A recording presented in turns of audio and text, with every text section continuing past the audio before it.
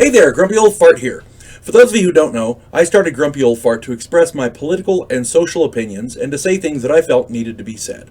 Unfortunately, YouTube started giving me strikes.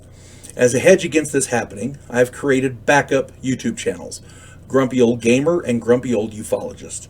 I also created a channel called Grumpy Old Fart over on Rumble, a free speech alternative to YouTube. You can find all of my stuff there, including my political opinion and current events. The link to my Rumble channel, as well as links to let you order my books, are in the description of this video. If you enjoy my content, please like, subscribe, share, and comment. I welcome your comments, even if you disagree with me. Now, on with the video. Hey there, Grumpy Old Fart here. I'm still getting over that cold. I feel good. It's just a scratchy throat, and I may cough a little bit, but it shouldn't be too bad, so please bear with me. I'm doing the Outlaw Trails story, Siege at the Rocking A. This is the finale of Bill's game. Bill apparently got a different job and had to stop running the game, so this was going to be the ending of the game. It is a continuation of his game from the story Railroad Grift. So, we'd sent a message to the railroad that the Rocking A land was not for sale. Their men's rotting corpses hung out front of my property punctuated that message pretty well, at least I thought it did.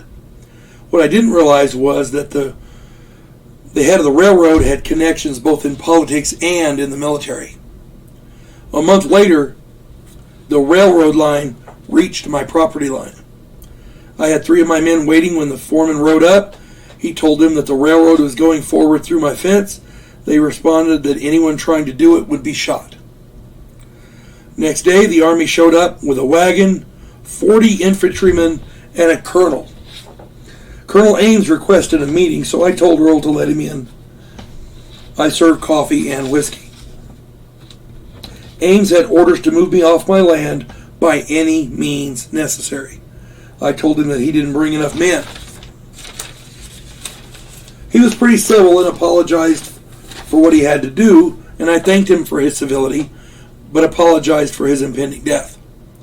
He said that we would begin the next day, or said that he would begin the next day, so that I would have time to remove all of my non-combatants. I sent word to the orphanage to get packed up and out of town, or into town rather, and I paid the hotel to house them for a week. Then I sent 2 men into town for ammunition and supplies. They returned that evening. I told the men that a fight was coming and anyone who didn't want to face the Army could leave now. If we won, they'd still have a job when it was over. 8 of them stayed. 4 of them said their so longs. The 8 that stayed, in my opinion, were extremely loyal. I gave each of them $100 and doubled their pay. That night, they moved the herd as far from the house as possible. 1 stayed to guard them and the rest came back. Colonel Ames was as good as his word. At dawn, the soldiers began unpacking the wagon, which included a Gatling gun. In the house, Earl and I and our 7 men took our positions. Each man had a Henry rifle aside from their own personal weapons. I had 1 man at the front and 1 at the back on the ground floor. Everyone else was on the top floor.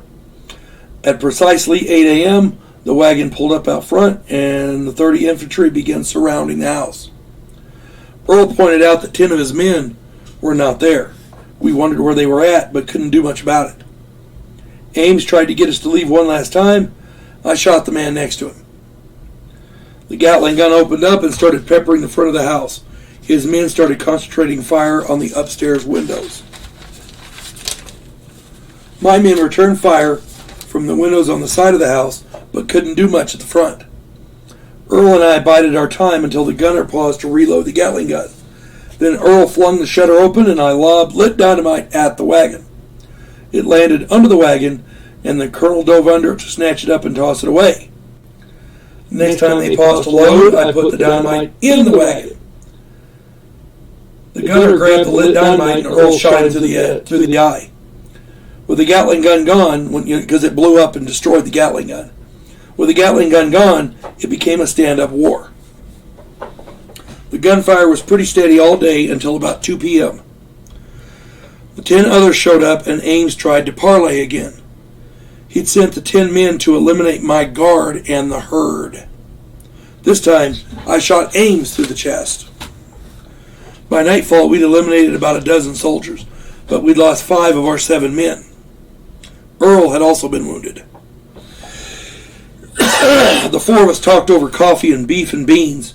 The consensus was that we needed to eliminate them while it was dark. I waited until the moon was behind clouds, and I slipped out, made my way to the barn, and then moved around behind their perimeter. The Butterbar lieutenant in charge had 6 men guarding the house while the rest slept. I figured, he would rotate them out in the morning. It seemed like a reasonable plan. Miracle of miracles, I rolled my sneak roll and made it into their camp. I kept missing before, remember?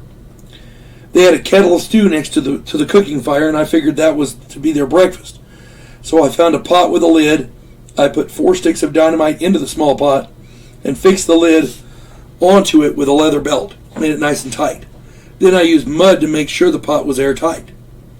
Then I submerged the heavy pot into the stew.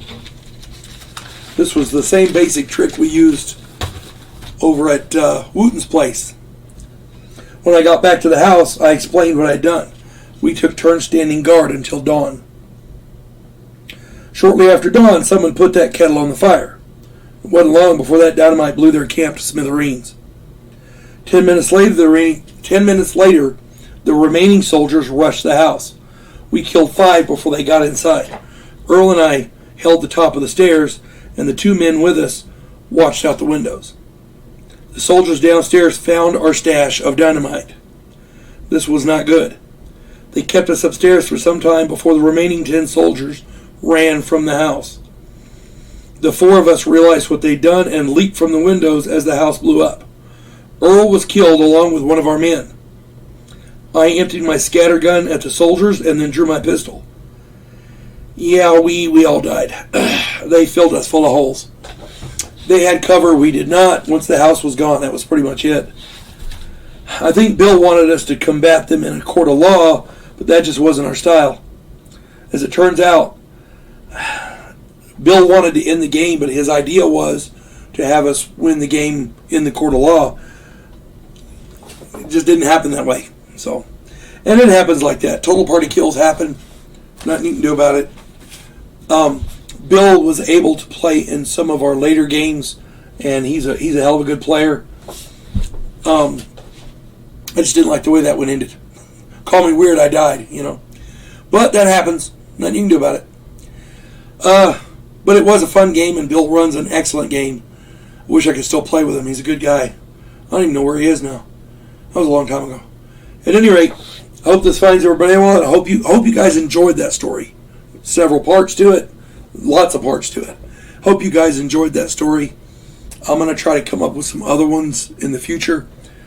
Hope this finds everybody well. You folks have a good day now. God bless one and all.